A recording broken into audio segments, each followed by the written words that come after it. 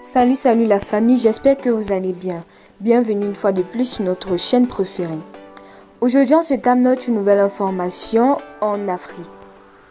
La Fédération de Russie, sous la direction de son président Vladimir Poutine, ambitionne intensifier son influence en Afrique avec la création du Africa Corps, une nouvelle unité militaire. Une action qui s'inscrit indubitablement dans la volonté du Kremlin de consolider sa présence sur le continent africain.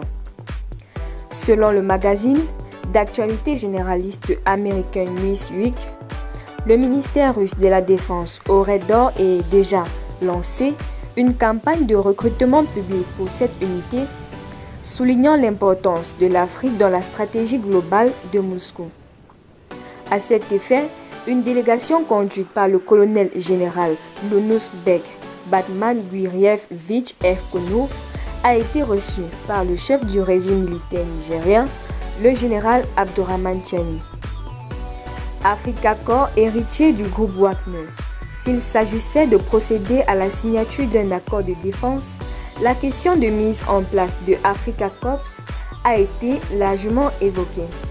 Il faut souligner que la mise en place de cette unité aurait pour mission de prendre la relève d'entreprises paramilitaires Wagner. D'ailleurs, pour faciliter l'intercorporation, plusieurs conditions auraient été posées, notamment un salaire élevé de près de 3 000 €, des soins médicaux gratuits, des assurances vie et maladie, le tout sous la supervision du vice-premier ministre de la Défense, Lonus Evkorov. Moscou continue en tout cas de pousser son avantage sur le continent.